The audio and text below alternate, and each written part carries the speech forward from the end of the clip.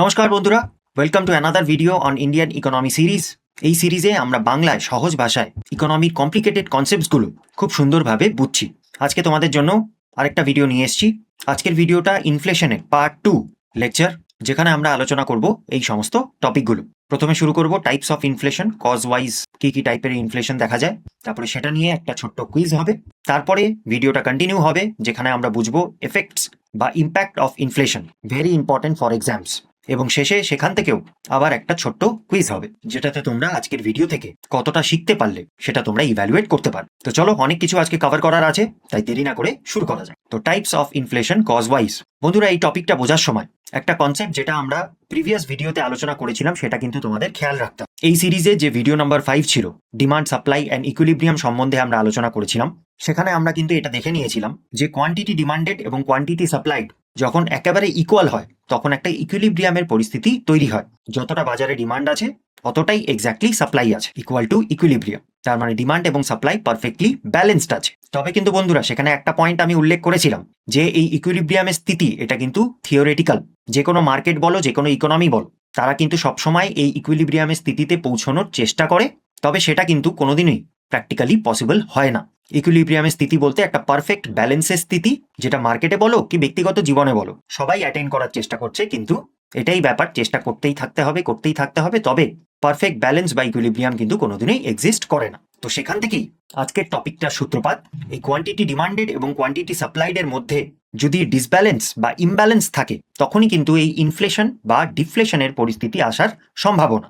Imbalance of demand and supply leads to inflation or deflation. তো এটা আরেকটু যদি বিস্তারিত আমরা বুঝতে চাই, তো জিনিসের দাম কেন বাড়ে বা কেন কমে। প্রথম কন্ডিশন, ডিমান্ড হয়তো বেড়ে গেছে কিন্তু তার সাথে সাপ্লাই কমে গেছে, তাহলে আমরা বাজারে দেখতে পারবো ইনফ্লেশন, মুদ্রাস্ফীতি বা প্রাইস রাইজ, জিনিসের দাম বেড়ে যাবে। তেমনি ডিমান্ড যদি কমে গেছে এবং বা অথবা তার সাথে সাথে সাপ্লাই বেড়ে গেছে, তখন আমরা বাজারে দেখতে পারবো ডিফ্লেশনের স্থিতি, যেখানে জিনিসপত্রের দাম কমে যাবে। তো এই ডিমান্ড আর সাপ্লাইয়ের মধ্যে এই ডিসব্যালেন্সের জন্যই কিন্তু ইনফ্লেশন আর ডিফ্লেশনের স্থিতি দেখা যায়।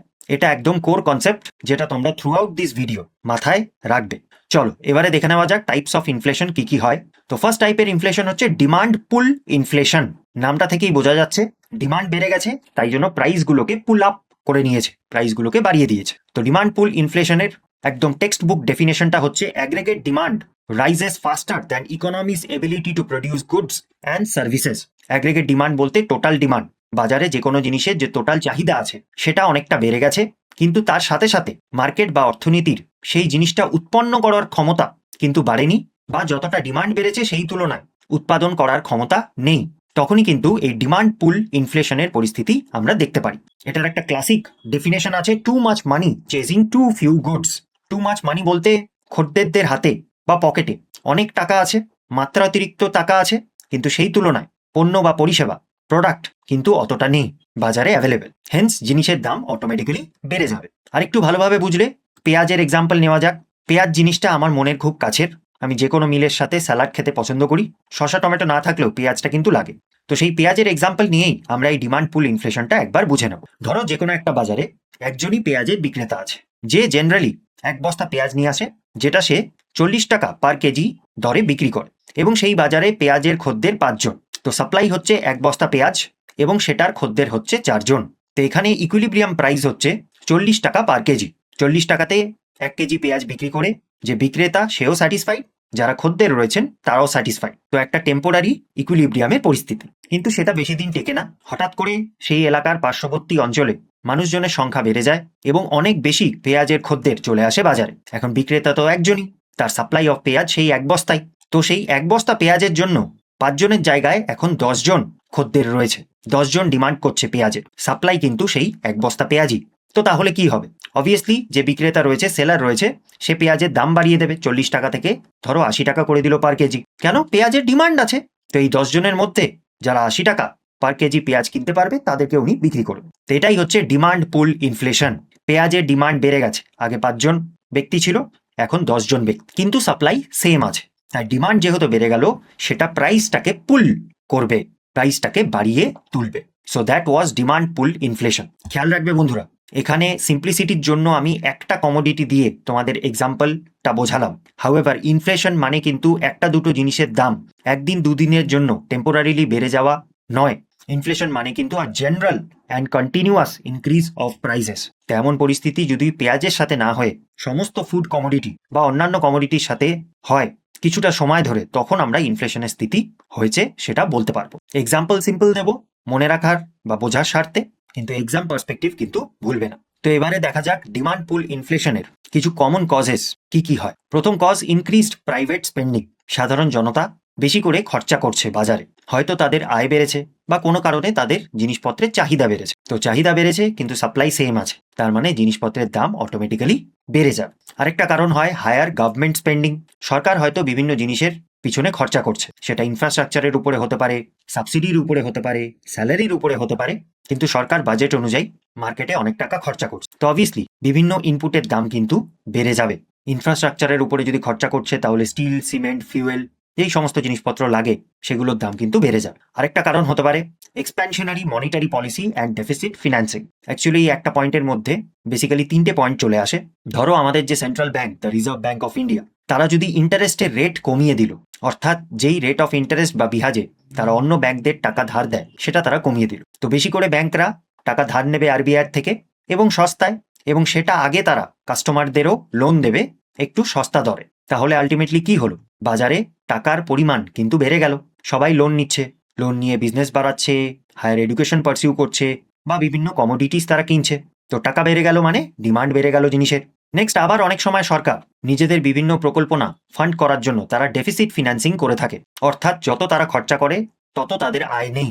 তখন তারা কি করে, অবধারিত আরবিআই থেকে লোন নেয় বা পাবলিকের থেকে লোন নেয়, ডোমেস্টিক বা ফরেন মার্কেট। তো লোন নিয়ে তারা খরচা করে, আলটিমেটলি সেই টাকাটা পাবলিকের পকেটেই যায়। তো পাবলিকের পকেটে বেশি টাকা হওয়া মানেই বাজারে ডিমান্ড কিন্তু বেড়ে যাবে। তার সাথে সাথে যদি প্রোডাকশন অত না থাকে তাহলে ডিমান্ড পুল ইনফ্লেশন। তেমনই আরেকটা তৃতীয় পরিস্থিতি, এই ডেফিসিট ফিনান্সিং করার জন্যই সরকার যদি আরো বেশি টাকা ছাপায়, সরকারের খরচার তুলনায় টাকা কম পড়ে, তার জন্য আরবিআই এর কাছে আছে টাকা প্রিন্টিং এর মেশিন, তো টাকা ছাপিয়ে দিল এবং সেখান থেকে টাকা খরচা করল। তো সেই ক্ষেত্রেও কিন্তু পাবলিকের হাতে টাকা বেড়ে যাবে এবং তারা জিনিসপত্রের ডিমান্ড বেশি করা আরম্ভ করবে। কাজেই ইনফ্লেশন ভেরি ইম্পর্টেন্ট এক্সাম্পল কিন্তু এটা।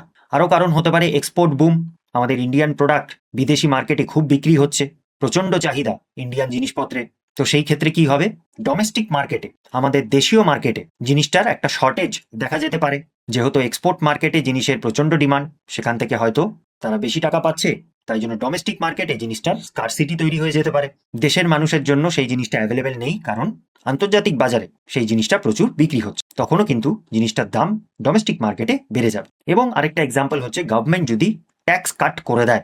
এমনিতে দেখো আমরা যেটা আয় করি, আমাদের ইনকাম, সেটার উপরে লাগে হচ্ছে ইনকাম ট্যাক্স, বা কোনো কোম্পানি বা কর্পোরেট যেই টাকাটা আর্ন করে সেটার উপরে লাগে কর্পোরেট ট্যাক্স। সেই ট্যাক্স কেটে যেই টাকাটা বাঁচে সেটাকেই বলে disposable income. Personal disposable income কিন্তু এর আগে একটা ভিডিওতে আমরা খুব ডিটেলসে আলোচনা করেছি, আশা করি তোমাদের মনে আছে। এই কোর্স লিস্টেই তোমরা পেয়ে যাবে এর আগে। তো গভর্নমেন্ট যদি ট্যাক্স কাট করে তাহলে ডিসপোজেবল ইনকাম পাবলিকের হাতে বেড়ে যায়, জিনিসপত্রের ডিমান্ড বেড়ে গেল, তাই দাম বেড়ে গেল। তো আলটিমেটলি ডিমান্ড পুল ইনফ্লেশনের কারণ হচ্ছে বাজারে টোটাল ডিমান্ড বেড়ে গেছে বিভিন্ন জিনিসপত্রের, কিন্তু ইকোনমি বা মার্কেট সেই জিনিসগুলোর অত তাড়াতাড়ি প্রোডাকশন বা অত কোয়ান্টিটিতে প্রোডাকশন করতে পারছে না, কাজেই প্রাইসেস বেড়ে যাবে, অর্থাৎ ইনফ্লেশন হবে। ডিমান্ড পুল ইনফ্লেশনের আরও অনেক কারণ হতে পারে, যেমন একটা হচ্ছে আমাদের জনসংখ্যা যদি খুব তাড়াতাড়ি বেড়ে যায় বা গ্রামের লোকজন যদি শহরে মাইগ্রেট করে, সেই ক্ষেত্রে কিন্তু নানান টাইপের জিনিসের ডিমান্ড কিন্তু বেড়ে যাবে। জনসংখ্যা বাড়ছে, তো সেই জনসংখ্যার চাহিদাও তো আছে, তো সেই চাহিদার সাথে যদি প্রোডাকশন কিপ আপ না করতে পারে তাহলে অবধারিত দাম বাড়বে। তার সাথে আরেকটা কারণ হতে পারে ব্ল্যাক মানি বা প্যারালাল ইকোনমি, যেটা ইন্ডিয়াতে অ্যাকচুয়ালি একটা খুব বড় প্রবলেম। ব্ল্যাক মানি মানে আনঅ্যাকাউন্টেড মানি। এই টাকাটার সরকারের কাছে কোনো রেকর্ড নেই, কিন্তু টাকা তো আর আলমারিতে উঠিয়ে রাখার জিনিস নয়, টাকা খরচা করার জিনিস। তো সরকার জানে না, কিন্তু সেই টাকাটা বাজারে খরচা হচ্ছে এবং সেই টাকাটা দিয়ে বিভিন্ন পণ্য এবং পরিষেবা কেনা হচ্ছে, কিন্তু প্রোডাকশন কিন্তু এতটা ডিমান্ডের জন্য প্রস্তুত ছিল না, যার জন্য ডিমান্ডের তুলনায় সাপ্লাই কিন্তু কম পড়ে যেতে পারে, hence demand pull inflation. So this was all the major causes of demand pull inflation. এবারে আমরা নেক্সট টাইপের ইনফ্লেশন দেখবো, যেটা হচ্ছে কস্ট পুশ ইনফ্লেশন। আবারও নামটা থেকেই এটার মানে বোঝা যায়, কস্ট বলতে প্রোডাকশন কস্ট সেটা বেড়ে গেছে, যার জন্য জিনিসটার আলটিমেট দামও কিন্তু বেড়ে গেছে। কস্ট পুশ ইনফ্লেশনকে সাপ্লাই সাইড ইনফ্লেশন বা সাপ্লাই শক ইনফ্লেশনও বলা হয়। টেক্সট বুক বা এক্সামের জন্য ডেফিনেশনটা হচ্ছে a rise in production cost, জিনিসটা উৎপন্ন করার খরচা বেড়ে গেছে। Or a reduction in aggregate supply, জিনিসটার টোটাল সাপ্লাই বাজারে কমে গেছে, তার জন্যই ইনফ্লেশন হয়েছে। তো বন্ধুরা, এর আগের ভিডিওতে আমরা এটাও কিন্তু আলোচনা করেছিলাম যে কোনো জিনিস উৎপাদন করার জন্য কি লাগে। ইকোনমির ভাষায় 4টে: ল্যান্ড, লেবার, ক্যাপিটাল, এন্টারপ্রেনিয়রশিপ। এই সমস্ত উপকরণ প্রয়োজন হয় যে কোনো জিনিস প্রডিউস করার জন্য। তো ধরো ল্যান্ডের দাম বেড়ে গেছে, বা লেবার কস্ট বেড়ে গেছে, বা ক্যাপিটাল গুডসের কস্ট বেড়ে গেছে, অর্থাৎ বিল্ডিং, মেশিনারি, টুলস, এগুলোর কস্ট বেড়ে গেছে। তো অটোমেটিক্যালি এগুলো ইউজ করে যেই প্রোডাক্টটা বানানো হলো সেটা যখন বাজারে বিক্রি হবে সেটার দাম বেড়ে যাবে, ডিমান্ড সেম থাকা সত্ত্বেও। কস্ট পুশ ইনফ্লেশনের কিছু মেজর কারণ হচ্ছে ক্রুড অয়েল বা এনার্জি স্পাইক। দেখো, যে কোনো জিনিস তৈরি করতেই কিন্তু তেলের প্রয়োজন বা এনার্জির প্রয়োজন, ডিরেক্টলি বা ইনডিরেক্টলি। ডিরেক্টলি বলতে কোনো ফ্যাক্টরিতে মোটর ফোটর চালানোর জন্য পেট্রোল বা ডিজেলের প্রয়োজন হয়। ইনডিরেক্টলি বলতে হয়তো তার প্রোডাকশন প্রসেসে ডিরেক্টলি তেলের কোনো ভূমিকা নেই, তবে সেটা যখন মার্কেটে কাস্টমারদের কাছে পৌঁছে দিতে হয় তখন সেই যানবাহনও কিন্তু তেল ব্যবহার করে। তো সেটার দাম যদি বেড়ে যায়, বিশেষ করে ইন্ডিয়াতে যেখানে অয়েল বা পেট্রোলিয়াম কিন্তু আমরা পাই না, বিদেশ থেকে, বিশেষ করে মিডল ইস্ট কান্ট্রি থেকে আমরা ইম্পোর্ট করে থাকি, তো তারা যদি সেই জিনিসের দাম বাড়িয়ে দেয়, সঙ্গে সঙ্গে আমাদের যে কোনো প্রোডাকশন প্রসেসের ইনপুট কস্ট বেড়ে যাবে এবং কস্ট পুশ ইনফ্লেশন হয়ে যাবে। নেক্সট হচ্ছে ব্যাড ওয়েদার বা ক্রপ ফেলিয়ার। ইন্ডিয়াকে এখনো বলে এগ্রিকালচারাল কান্ট্রি। কেন? কারণ বেশিরভাগ ইন্ডিয়ান পপুলেশন এগ্রিকালচার সেক্টরের সাথে যুক্ত আছে। তবে সেই এগ্রিকালচারের একটা মোক্ষম প্রবলেম হচ্ছে আমাদের এগ্রিকালচার মেইনলি মনসুন ডিপেন্ডেন্ট, বৃষ্টিপাতের উপরে নির্ভরশীল। এখন বৃষ্টিপাতের তো কোনো ভরসা নেই, কোনো সময় বেশি হলো, কোনো সময় কম হলো, সেটার উপরে এগ্রিকালচারাল প্রোডাকশন কিন্তু ডিপেন্ড করছে। তো বাজে ওয়েদার বা ক্লাইমেটের জন্য যদি প্রোডাকশনই কম হয় তাহলে অবভিয়াসলি জিনিসের দাম বেড়ে যাবে। থার্ড ফ্যাক্টর হচ্ছে যদি লেবার কস্ট বেড়ে যায়, দিনকে দিন জিনিসের দাম বাড়ছে, তাই জন্য অবভিয়াসলি যারা এমপ্লয়েড আছে তারাও হায়ার ওয়েজেস বা স্যালারিজ তারা ডিমান্ড করবে। তো লেবার একটা ফ্যাক্টর অফ প্রোডাকশন, সেটার কস্ট বেড়ে গেলেও বাজারে জিনিসের দাম বেড়ে যাবে। আরেকটা কারণ হতে পারে freight and supply chain disruptions, অর্থাৎ জিনিসপত্রকে ট্রান্সপোর্ট করার কস্ট যদি বেড়ে যায়। সাধারণত যে কোনো দ্রব্য বাল্কে ট্রান্সপোর্ট করার জন্য আইদার জলপথ ব্যবহার করা হয় বা রেলপথ ব্যবহার করা হয়। এখন সেগুলোর যদি সাপ্লাই শর্টেজ হয়ে যায়, পেট্রোল ডিজেলের দাম বেড়ে গেল, যার জন্য রেলপথে জিনিসপত্র ট্রান্সপোর্ট করারও দাম বেড়ে গেল। অথবা আন্তর্জাতিক বাজারে হয়তো যুদ্ধের কারণে, যেমন ইরান ইসরায়েল ওয়ারের টাইমে আমরা দেখেছিলাম আমাদের অয়েল ট্যাঙ্কারগুলো কিন্তু আটকে গেছে সুয়াজ ক্যানেলের ওখানে। তো এরকম টাইপের সাপ্লাই চেইন ডিসরাপশনও কিন্তু বাজারে কস্ট পুশ ইনফ্লেশন এনে দিতে পারে। আরেকটা কারণ ইনডাইরেক্ট ট্যাক্সেস হাইক। সরকার যে কোনো গুডস অ্যান্ড সার্ভিসেসের উপরে লাগা ট্যাক্স, চলতি কথায় জিএসটি, সেটা বাড়িয়ে দিল। তো অবশ্যই তার এমআরপি, যেই দামে আমরা কিনি, সেটাও বেড়ে যাবে। তো আলটিমেটলি কস্ট পুশ ইনফ্লেশনের কারণ হচ্ছে প্রোডাকশন কস্ট বেড়ে গেছে, যার জন্য অ্যাগ্রেগেট সাপ্লাই কমে গেছে, তাই প্রাইস জিনিসটার বেড়ে গেছে। আরও কিছু মাইনার কারণ হতে পারে, সেটা হচ্ছে মনোপলি বা কার্টেল মার্কআপ। টেলিকম সেক্টরে এটা আমরা অ্যাকচুয়ালি দেখতে পাচ্ছি যে রিচার্জ প্ল্যানের দাম দিনকে দিন বেড়ে যাচ্ছে। কেন? কারণ টেলিকম সেক্টরে কিন্তু এক প্রকার ডুওপলি বা অলিগোপলি চলছে। এক দুটাই কোম্পানি আছে যারা এই সার্ভিসটা প্রোভাইড করে, তারা নিজেদের ইচ্ছে মতো দাম রাখতে পারে, যেহেতু বাজারে কম্পিটিশন কম। একটা মনোপলি ক্রিয়েট করার চেষ্টা করা হচ্ছে। বা অনেক জায়গায় কার্টেল টাইপের জিনিস থাকে, তোমাকে যদি কোনো জিনিস কিনতে হয় তাহলে যারা এক্সিস্টিং প্লেয়ার্স আছে তাদের সাথে কম্পিট করতে হবে বা লড়তে হবে, এবং তারা সব রকম প্রচেষ্টা করতে পারে নতুন প্লেয়ারদের সেই সেক্টরে এন্ট্রির জন্য। মির্জাপুর টিভি সিরিজটা যদি দেখেছো, দাদা তিয়াগি বিহারে যেই কার্টেলটা রান করতো, বেচারা একজন কর্পোরেট প্লেয়ার এসে সেখানে কিন্তু এন্টার করতেই পারলো না। গ্যাংস্টার সিরিয়াল তাই মেরে দিয়েছে, কিন্তু নন ভায়োলেন্টলিও নানান রকম প্র্যাকটিস করে নতুন প্লেয়ারদের যে কোনো মার্কেটে এন্ট্রি আটকানো যেতে পারে। তো ইচ্ছে করে এই কার্টেল একটা সাপ্লাই শর্টেজ সবসময় বজিয়ে রাখে, যাতে চড়া দাম তারা চার্জ করতে পারে। তো এগুলোই ছিল কিছু major reasons for cost push inflation. আচ্ছা, ইন্টারন্যাশনাল মনিটারি ফান্ডের একটা দেওয়া ডেফিনেশন আছে ডিমান্ড পুল ইনফ্লেশন এবং কস্ট পুশ ইনফ্লেশনের। বেসিক্যালি যেটা বোঝালাম সেটাই বলছে, ডিমান্ড পুল ইনফ্লেশন কখন হয়? যখন demand increases beyond the economies production capacity. অর্থনীতি যত উৎপন্ন করতে পারে তার থেকে বেশি বাজারে ডিমান্ড বেড়ে গেছে। While supply shocks can reduce supply or raise production cost and generate cost push inflation. যে কোনো জিনিসের বাজারে সাপ্লাইতে যদি কোনো বাধা বিপত্তি আসে তাহলে কস্ট পুশ ইনফ্লেশন তৈরি হয়। আইএমএফ এর ডেফিনেশন, তাই এক্সামে ডিরেক্টলি জিজ্ঞেস করতে পারে, তাই দিয়ে দিলাম, তোমরা নোট করে নেবে। আচ্ছা, এবারে একটা ইন্টারেস্টিং কেস বন্ধুরা, আমাদের ডোমেস্টিক কারেন্সির ডেপ্রিসিয়েশন কি ইনফ্লেশনের পরিস্থিতি তৈরি করতে পারে? যদি পারে তাহলে কোন টাইপের ইনফ্লেশনের কারণ? রুপির ডেপ্রিসিয়েশন। রুপির ডেপ্রিসিয়েশন বলতে অন্যান্য আন্তর্জাতিক কারেন্সির তুলনায় রুপির ভ্যালু কমে যাওয়া। যেমন আগে যদি $1 অনুপাতে 50 টাকা ছিল, সেটা এখন বেড়ে $1 অনুপাতে 100 টাকা হয়ে গেছে। অর্থাৎ আগে 50 টাকা দিয়ে $1 কেনা যেত বা $1 জিনিস কেনা যেত আন্তর্জাতিক বাজারে, কিন্তু এখন সেই একই জিনিসটা কেনার জন্য 100 টাকা খরচা করতে হবে। তো আমাদের রুপি উইক হয়ে গেল, ডলারের এগেইনস্টে তার ভ্যালুটা পড়ে গেল। তো এটাকেই বলে ডেপ্রিসিয়েশনের স্থিতি। তো তেমন যদি হয় তাহলে কি বাজারে ইনফ্লেশন বাড়বে? উত্তরটা হচ্ছে হ্যাঁ, বাড়বে। এবং কেমন টাইপের ইনফ্লেশন সেটাকে বলা হবে। তো বন্ধুরা, এখানে দুটো উত্তর আছে এবং দুটোই ঠিক। চলো বোঝাচ্ছি। ফার্স্ট কেস, রুপি ডেপ্রিসিয়েট করলো, যার জন্য আমাদের ইন্ডিয়ান প্রোডাক্ট আন্তর্জাতিক বাজারে কম্পিটিটিভ হয়ে গেল, মানে সস্তায় ইন্ডিয়ান প্রোডাক্ট আন্তর্জাতিক বাজারে পাওয়া যাচ্ছে। তো অবভিয়াসলি তার ডিমান্ড বেড়ে যাবে। একটা জিনিস যদি আমরা সস্তায় পাই, অবধারিত তার ডিমান্ড বেড়ে যায়, কাজেই ইন্ডিয়ার এক্সপোর্টস বা রপ্তানি বেড়ে যাবে। এখন তাতে কি হবে? জিনিসটার ডিমান্ডও বেড়ে যাবে। অলরেডি ডোমেস্টিক মার্কেটে যার ডিমান্ড ছিল সেটা তো আছেই, এবারে আন্তর্জাতিক বাজারেও সেই জিনিসের প্রচন্ড হাই ডিমান্ড। তো ডিমান্ড বেড়ে গেল, সাপ্লাই সেম আছে, হেন্স ডিমান্ড পুল ইনফ্লেশন বা অ্যাটলিস্ট প্রেশার পড়বে যদি ইকোনমির সেই ডিমান্ডটাকে ফুলফিল করার ক্যাপাসিটি না থাকে, প্রোডাক্টিভ ক্যাপাসিটি যদি কম পড়ে। আবার আরেক দিক থেকে ভাবতে গেলে কারেন্সি ডেপ্রিসিয়েট হলো, তার সাথে সাথে কি হলো, আমরা যেই জিনিসগুলো ইম্পোর্ট করতাম, বিশেষ করে আমাদের দেশ কিন্তু খুব এসেন্সিয়াল জিনিস ইম্পোর্ট করে, তাদের মধ্যে ফুড পড়ে যায়, ফিউয়েল পড়ে যায়, তো সেগুলো অবধারিত তার দাম বেড়ে গেল। কেন? আগে 50 টাকা দিয়ে $1 ধরো আমরা তেল কিনতে পারছি, এখন সেই একই কোয়ান্টিটির তেল কেনার জন্য 100 টাকা লাগবে। তা আমাদের যে ইম্পোর্টগুলো সেগুলো কস্টলি হয়ে গেল, তার মানে যে কোনো প্রোডাকশনে র মেটেরিয়ালের কস্ট বেড়ে গেল, ওভারঅল প্রোডাকশন কস্ট বেড়ে গেল। তাই জন্য একটা কস্ট পুশ ইনফ্লেশনের প্রেশার বাজারে দেখা যেতে পারে। তো দেখো বন্ধুরা, ইন্ডিয়া একটা গ্লোবালাইজড কান্ট্রি এবং আমাদের এক্সপোর্ট এবং ইম্পোর্ট, আমদানি এবং রপ্তানি আমাদের চলতেই থাকে। তো রুপি যখন ডেপ্রিসিয়েট করে সেটা কিন্তু আমাদের এক্সপোর্টের উপরেও প্রভাব ফেলে, আবার ইম্পোর্টের উপরেও প্রভাব ফেলে। It's a double edged sword.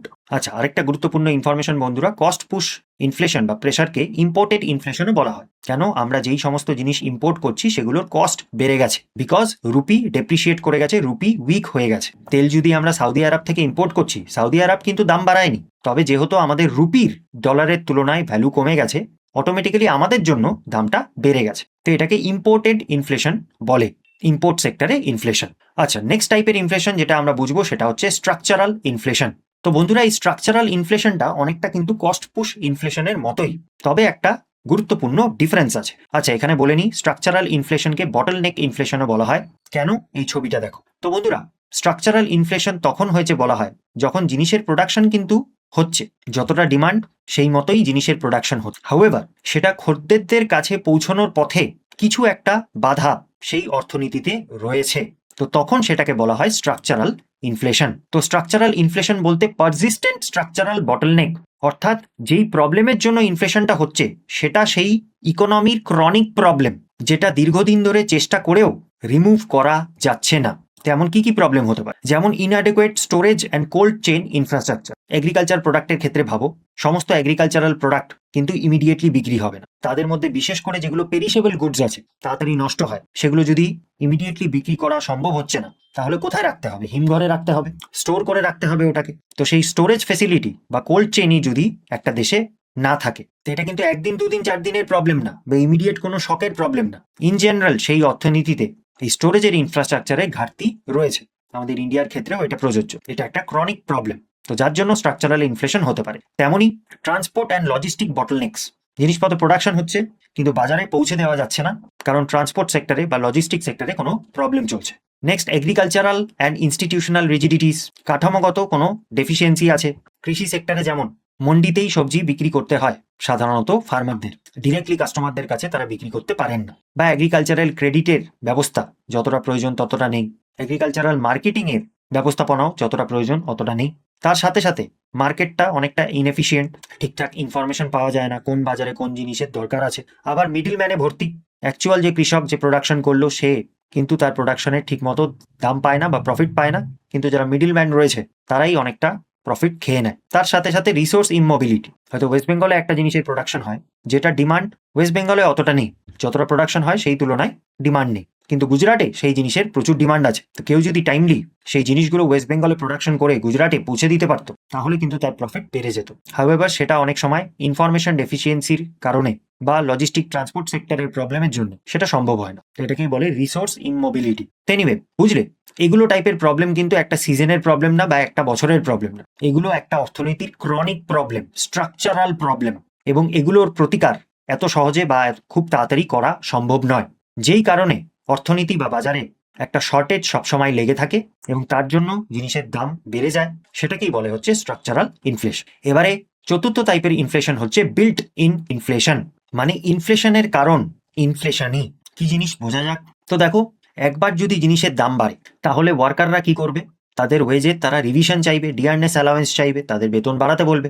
এবং সেই বেতনটা যখন ম্যানেজমেন্ট বাড়িয়ে দেবে তখন অবভিয়াসলি তারা যেই গুডস অ্যান্ড সার্ভিসেস প্রোডাকশন করছে সেটার দামও তারা বাজারে বাড়িয়ে দেবে। ওয়ার্কারদের যে বেশি বেতন দিল সেই টাকাটা আসবে কোথা থেকে? অবধারিত জিনিস বেশি টাকায় বিক্রি করবে, তো বাজারে ইনফ্লেশন বেড়ে গেল। তো এইটুকু তো cost push inflation, labour cost বেড়েছে তাই জন্য জিনিসের দাম বেড়ে গেছে। হাউএভার যেহেতু জিনিসের দাম বাড়লো, ওয়ার্কাররা ভাববে কি যে ভবিষ্যতে জিনিসের দাম আরো বেড়ে যাবে, যার জন্য তারা আবার ওয়েজ রিভিশনের ডিমান্ড তারা করবে, যার জন্য ভবিষ্যতে তাদের বেতন আবার বাড়বে এবং সেই লেবার কস্টটাকে কভার আপ করার জন্য জিনিসের দাম বাড়বে। এই সাইকেলটা চলতে থাকে। তো বিল্ট ইন ইনফ্লেশন এই সাইক্লিক্যাল প্রসেসটাকেই বলা হয়। জিনিসের দাম বেড়েছে তাই জন্য লেবার কস্ট বাড়াতে হয়েছে, যার জন্য প্রোডাকশন কস্ট বেড়ে গেছে এবং জিনিসের দাম বাজারেও বেড়ে গেছে। আবার জিনিসের দাম বেড়েছে বলে লেবার কস্ট বাড়বে, প্রোডাকশন কস্ট বাড়বে, আবার জিনিসের দাম। তো এই সাইকেলটা চলতে থাকে, যার জন্য এটাকে ওয়েজ প্রাইস স্পাইরালও বলা হয়। ওয়েজ বেড়েছে বলে প্রাইস বেড়েছে, আবার প্রাইস বেড়েছে বলে ওয়েজ বাড়াতে হয়। তো এটা একটা বন্ধুরা সেলফ পারপিচুয়েটিং সাইকেল।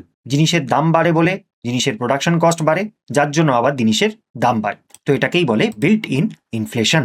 তো বন্ধুরা এই চারটে মুখ্য টাইপের ইনফ্লেশন আমরা আলোচনা করলাম, যেগুলো থেকে এক্সামে অবভিয়াসলি প্রচুর কোয়েশ্চেন আসে। ঘোরানো পেঁচানো কোয়েশ্চেন আসলে তোমরা যাতে কনফিউজ না হও তার জন্য কিছু গুরুত্বপূর্ণ এক্সাম ট্র্যাপস। আচ্ছা, cost push inflation versus structural ইনফ্লেশনের মধ্যে কি ডিফারেন্স? তো স্ট্রাকচারাল ইনফ্লেশন অনেকটা কস্ট পুশ ইনফ্লেশনের সাথে সিমিলার। হাউএভার স্ট্রাকচারাল ইনফ্লেশন কিন্তু একটু ব্রড ক্যাটাগরি, যেখানে কস্ট পুশ ইনফ্লেশন একটা কোনো স্পেসিফিক ইনপুটের কস্ট বেড়ে গেছে বলে কস্ট পুশ ইনফ্লেশন হয়। তেলের দাম বেড়ে গেছে বা লেবার কস্ট বেড়ে গেছে বা র মেটেরিয়ালের দাম বেড়ে গেছে, যার জন্য যথারীতি প্রোডাকশন কস্ট বাড়বে এবং বাজারে জিনিসের দামটা বাড়বে। এক বা একাধিক স্পেসিফিক ফ্যাক্টরস অফ প্রোডাকশনের দাম বেড়েছে। হাউএভার স্ট্রাকচারাল ইনফ্লেশন কিন্তু হঠাৎ করে ইনপুট কস্ট বাড়ার জন্যে নয়, এটা একটা persistent weakness in the economy. বরাবরই এই সমস্যাটা সেই অর্থনীতিতে চলতো। একটা পার্টিকুলার সিজন বা একটা পার্টিকুলার কোয়ার্টার বা একটা পার্টিকুলার ইয়ারের এটা সমস্যা নয়, এটা বরাবরের সমস্যা। ইনফ্রাস্ট্রাকচার ঠিকমতো না থাকা, এগ্রিকালচার সেক্টর ইনএফিশিয়েন্ট হওয়া বা স্কিল্ড লেবারের শর্টেজ বাজারে চলছে। তো এইগুলো প্রবলেম কিন্তু একদিনে বা এক বছর দু বছরে কিন্তু সলভ করা যাবে না। ফর এক্সাম্পল, স্কিল্ড লেবারের যদি শর্টেজ হচ্ছে তার মানে কি এডুকেশন সিস্টেমকে পুরোপুরি রিভ্যাম্প করতে হবে, লোকজনকে সেইভাবে এডুকেটেড করতে হবে, স্কিল ডেভেলপমেন্ট করতে হবে। এগ্রিকালচার সেক্টরে ক্রেডিটের প্রবলেম, মার্কেটিংয়ের প্রবলেম, মিডল ম্যানের প্রবলেম, জমি রিলেটেড হাজার রকমের প্রবলেম। তো এগুলোকেও সলভ করা চারটিখানি কথা নয়। স্বাধীনতার পর থেকে আমাদের সরকার তো এগ্রিকালচার সেক্টরকে রিফর্ম করার হাজারো চেষ্টা করেছে, তেমন কোনো লাভ হয়নি। তো বুঝলে, স্ট্রাকচারাল ইনফ্লেশন একটা দুটো কারণের জন্য নয়, বরাবরই সেই ইকোনমির সেটা প্রবলেম, যার জন্যে জিনিসের দাম বাজারে বেড়ে যায়। তো এটা হচ্ছে কস্ট পুশ ইনফ্লেশন আর স্ট্রাকচারাল ইনফ্লেশনের মধ্যে মুখ্য পার্থক্য। কোয়েশ্চেনটা ভালো করে পড়বে এবং বোঝার চেষ্টা করবে যে জিনিসের দাম বাড়লো একটা শর্ট টার্ম কারণের জন্য নাকি লং টার্ম কারণের জন্য, মানে অপেক্ষাকৃত, সেইভাবে উত্তর করবে। আরেকটা এক্সাম ট্র্যাপ এই বিল্ট ইন ইনফ্লেশন নিয়ে। তো দেখো, বিল্ট ইন ইনফ্লেশনটা এক্সপেকটেশনের কারণে হয়। আগের বার হয়েছিল, আবার হতে পারে। এই এক্সপেকটেশনের কারণ হচ্ছে বিল্ট ইন ইনফ্লেশনের কারণ। আগের বার ইনফ্লেশন হয়েছিল, যার জন্য মানুষে এক্সপেক্ট করছে আবার ইনফ্লেশন হবে, যার জন্য প্রাইস রিভিশন চাইছে। তো প্রোডাকশন কস্ট বেড়ে গেছে, জিনিসের দাম বেড়ে গেছে, আবার এই সাইকেলটা অনবরত রিপিট হতেই থাকবে, একটা চক্র ভিউয়ের মতো। আর একটু ভালো করে বুঝতে গেলে বন্ধুরা, দেখো, ইনিশিয়াল একটা শক, মানে জিনিসের দাম বেড়ে গেছে বা জিনিসের ডিমান্ড বেড়ে গেছে, তার জন্য ইনফ্লেশন হয়েছে। এটার একটা কারণ আছে, যার জন্য ফলস্বরূপ বা কনসিকুয়েন্স হচ্ছে জিনিসের দাম বেড়েছে। তো সেটা ডিমান্ড পুল বা cost push inflation. However built in inflation হচ্ছে ইমিডিয়েটলি কিছু হয়নি বন্ধুরা, কিন্তু এক্সপেকটেশন ভবিষ্যতে হবে।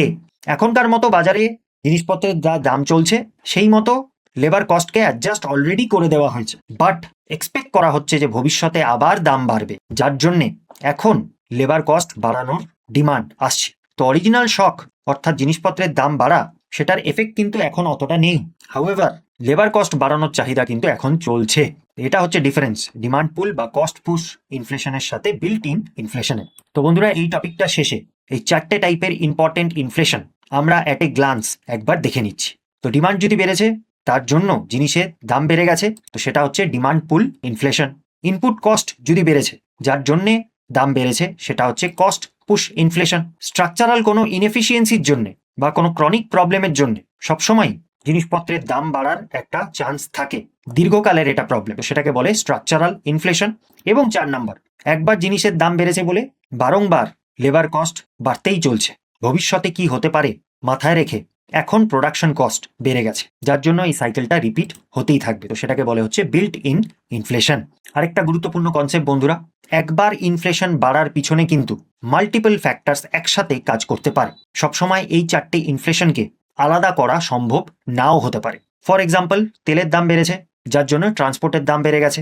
তো দুটোই কিন্তু কস্ট পুশ ইনফ্লেশন। হাউএভার কোনো দেশ যদি, যেমন আমাদের ভারতবর্ষ, তেলের জন্য সবসময় ইম্পোর্টের উপরেই ডিপেন্ডেন্ট থাকে, সেটা খুব একটা রিলায়েবল নয়। তো এটা কিন্তু একটা স্ট্রাকচারাল প্রবলেম। তো যখনই আন্তর্জাতিক বাজারে তেলের দাম বেড়ে যায়, তখনই আমাদের দেশে বারবার কস্ট পুশ ইনফ্লেশন দেখা যায়। তো এটা একটা স্ট্রাকচারাল প্রবলেম। তো দেখো, একবার দাম বাড়ার পিছনে দুটো টাইপের ইনফ্লেশন কিন্তু রেসপন্সিবল, কস্ট পুশ ইনফ্লেশন এবং স্ট্রাকচারাল ইনফ্লেশন। তার সাথে সাথে যেহেতু এই দুটো টাইপের ইনফ্লেশন হয়েছে, বাজারে সাপ্লাইয়ের তুলনায় ডিমান্ড বেশি আছে, সাপ্লাই কমে গেছে, ডিমান্ড বেশি আছে, যার জন্য ডিমান্ড পুল ইনফ্লেশনও কিন্তু হয়ে যাবে। তেমনি যদি আরেকটা এক্সাম্পল ভাবা যায়, ইনফ্লেশন হবে এটা এক্সপেক্ট করার জন্য লেবাররা হায়ার ওয়েজেস ডিমান্ড করছে, যার জন্য প্রোডাকশন কস্ট বেড়ে গেছে, যার জন্য জিনিসের দাম বেড়ে গেছে। তো এটা কস্ট পুশ ইনফ্লেশনেরও উদাহরণ হতে পারে, আবার বিল্ট ইন ইনফ্লেশনেরও উদাহরণ হতে পারে। তো বলার বক্তব্য ওটাই বন্ধুরা, একটা ইনফ্লেশনের এপিসোডের পিছনে কিন্তু মাল্টিপল কজেস থাকতে পারে, সবসময় এগুলোকে সেপারেট করা সম্ভব নয়। অ্যানালিসিস করে বুঝতে হবে কোয়েশ্চেন অনুযায়ী কি টাইপের ইনফ্লেশনের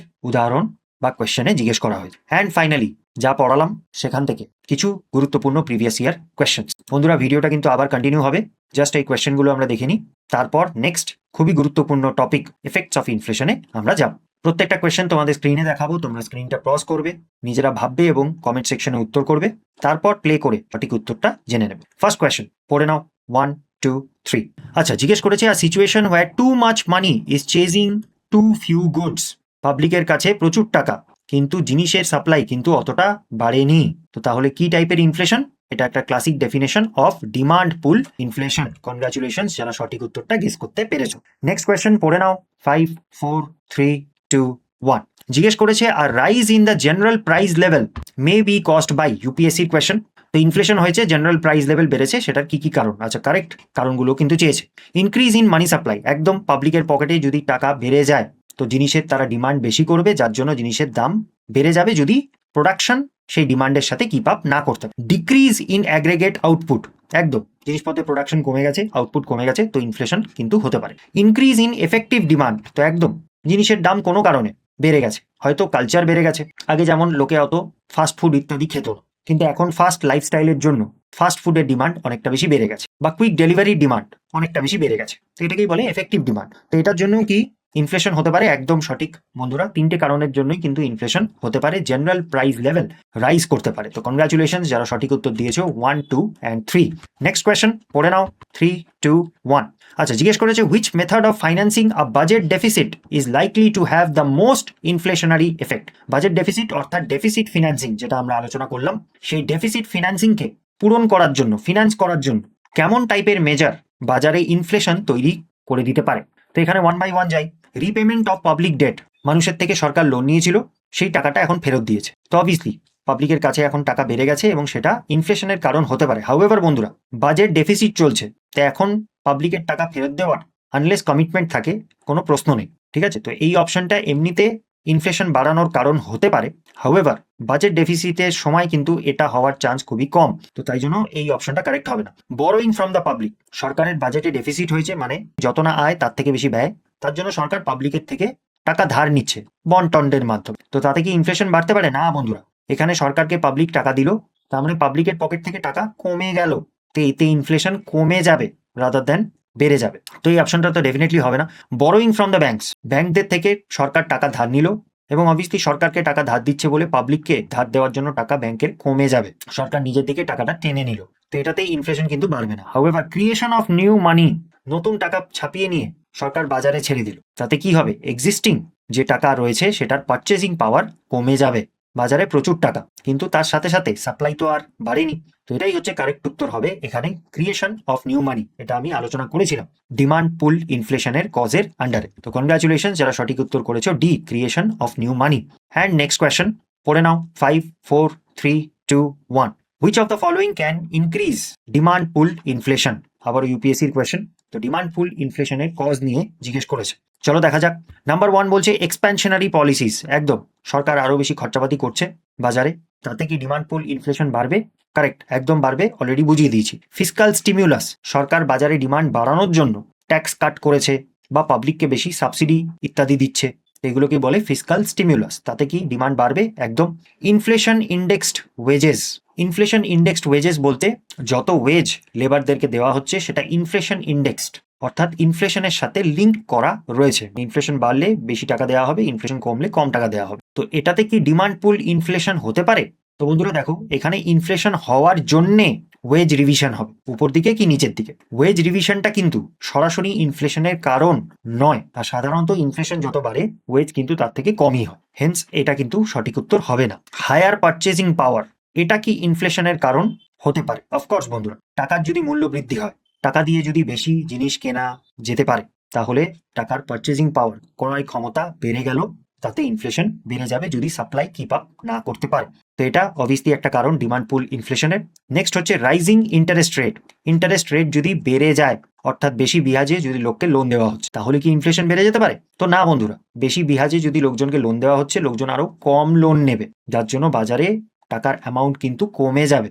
তোমার এই বছর লোন নিয়ে একটা বাইক কেনার কথা ছিল, কিন্তু ইন্টারেস্ট রেট এখন হাই চলছে, তো তুমি কি লোন নিয়ে সেই বাইকটা এখন কিনবে? না, তুমি হয়তো পোস্টপন করে দেবে, যে এখন ভাই বিহাজের রেট প্রচুর বেশি চলছে, একটু কমে যাক, তখন আমি লোনটা নেব। হেন্স এটা হবে না। তো কনগ্রাচুলেশনস যারা সঠিক উত্তর গেস করতে পেরেছো, 1, 2 and 4 অনলি। কনসেপচুয়াল কোয়েশ্চেন ছিল। যারা সঠিক উত্তর দিয়েছো কমেন্ট সেকশনে, আমি পার্সোনালি কিন্তু তোমাদের কমেন্টটা লাইক করব। তো বন্ধুরা, তাহলে এই নিয়ে আমাদের কিন্তু types of inflation cause wise আমাদের কমপ্লিট হলো, এবং সেটা নিয়ে আমরা প্রিভিয়াস ইয়ার কোয়েশ্চেন্সও দেখে নিলাম। এবারে আমরা next very important topic, effects and impact of inflation, সেটা বুঝবো, এবং সেখান থেকেও বিভিন্ন প্রিভিয়াস ইয়ার কোয়েশ্চেন আমরা দেখে নেব। চলো রিজিউম করা যাক। তো বন্ধুরা, নেক্সট আমরা আলোচনা করব অত্যন্ত একটা কনফিউজিং টপিক, কিন্তু বুঝে গেলে অত্যন্ত interesting topic, effects or impact of inflation. বন্ধুরা একবার ভাবো তো, মুদ্রাস্ফীতি, ইনফ্লেশন, জিনিসপত্রের দাম বেড়ে যাওয়া, এটা কি সবার জন্যই খারাপ? সবারই কি তাতে অসুবিধা হয়? খরচ কি তাদের বেড়ে যায়? সবার জন্যই কি খুব চিন্তাজনক? তো এই প্রশ্নের উত্তরটাই আমরা এই সেকশনে জানবো। তার আগে বন্ধুরা একটা গুরুত্বপূর্ণ রিমাইন্ডার, এর আগের ভিডিওতে আমরা একটা ভেরি ইম্পর্টেন্ট কনসেপ্ট আলোচনা করেছিলাম, সেটা হচ্ছে পারচেজিং পাওয়ারের কনসেপ্ট, টাকার ক্রয় ক্ষমতা। এই লাইনটা মনে রাখবে, it does not matter how much money you hold, but what that money can actually buy. কত টাকা তোমার কাছে আছে সেটা কিন্তু অতটা গুরুত্বপূর্ণ নয়, যত কিনা সেই টাকা দিয়ে তুমি কি কিনতে পারো, ক্রয় করতে পারো, সেটা যতটা গুরুত্বপূর্ণ। টাকার ক্রয় ক্ষমতাই টাকার মূল্য ডিসাইড করে। আশা করি ভিডিওটা দেখেছো, যদি না দেখে থাকো এই কোর্স লিস্টেই পেয়ে যাবে ভিডিও নাম্বার 25। তো এখন আমরা যা আলোচনা করব, সবসময় এটা খেয়াল রাখবে যে ইনফ্লেশন টাকার ক্রয় ক্ষমতাকে কমিয়ে দেয়। Inflation is the silent killer of wealth. ইনফ্লেশনের আগে তোমার কাছে যত টাকা ছিল এবং ইনফ্লেশনের পরে তোমার কাছে যত টাকা আছে, সেটা নিউমেরিক ভ্যালু সেম হলেও বা ফেস ভ্যালু সেম হলেও তার পারচেজিং পাওয়ার কিন্তু ইনফ্লেশনের জন্য কমে যায়। তো এই বেসিক কনসেপ্টের উপরেই আধারিত ইনফ্লেশনের এফেক্ট কার উপরে কেমন পড়ে, চলো দেখে নেওয়া যাক। আচ্ছা, সবার প্রথমে আমরা শুরু করব ইনফ্লেশনের এফেক্ট ডেটার এবং ক্রেডিটারের উপরে কেমন পড়ে। বইতে তোমরা এই লাইনটা পাবে, inflation redistributes wealth from creditor to ডেটার।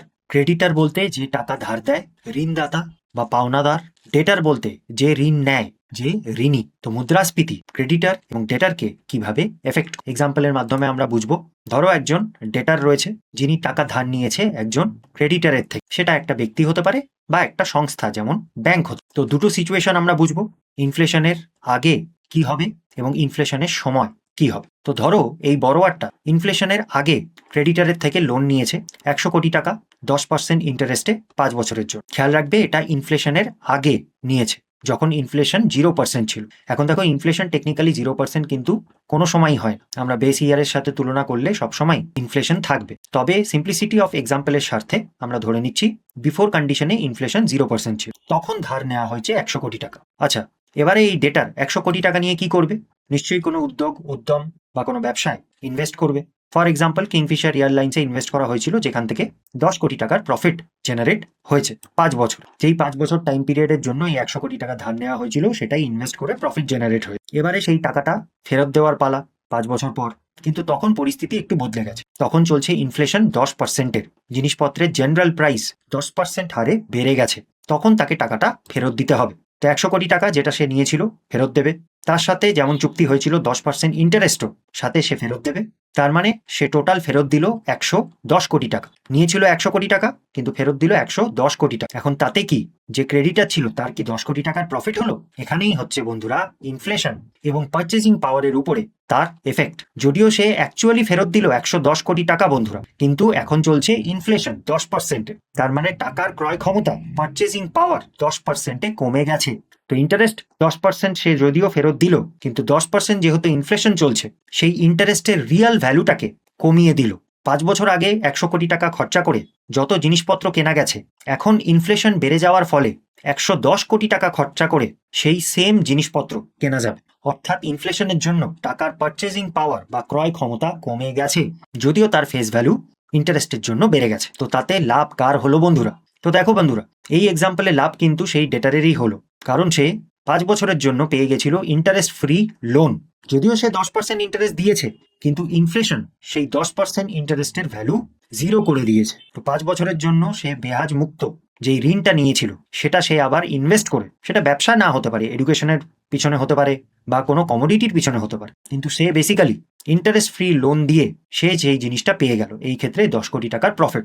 কিন্তু যে ক্রেডিটার, সে কিন্তু আসলে অর্থাৎ রিয়াল ভ্যালু, সে 100 কোটি টাকা দিয়েছিল, সে কিন্তু 100 কোটি টাকাই ফেরত পেল, কারণ এখন 110 কোটি টাকার ভ্যালু বা পারচেজিং পাওয়ার 5 বছর আগের 10 কোটি টাকার সমান সমান। হেন্স 0% রিয়াল ইন্টারেস্ট অ্যাকচুয়ালি কিন্তু ফেরত পেল, মানে কোনো প্রফিট হয়নি। ইনফ্লেশন সেই 10%-এর প্রফিটটা খেয়ে নিয়েছে, অর্থাৎ লস হলো। তার মানে ডেটার ফ্রিতে 100 কোটি টাকা পেয়ে সেটাকে ইনভেস্ট করে 10 কোটি টাকার প্রফিট জেনারেট করে ফেললো, কিন্তু লেন্ডিং ইনস্টিটিউশনের লস হলো। এই জন্যই বলা হয় inflation redistributes wealth from creditor to debtor. এখন আবারও এক্সাম্পলের সিম্পলিসিটির জন্য আমি 10% ইন্টারেস্ট এবং 10% ইনফ্লেশনই ধরেছি।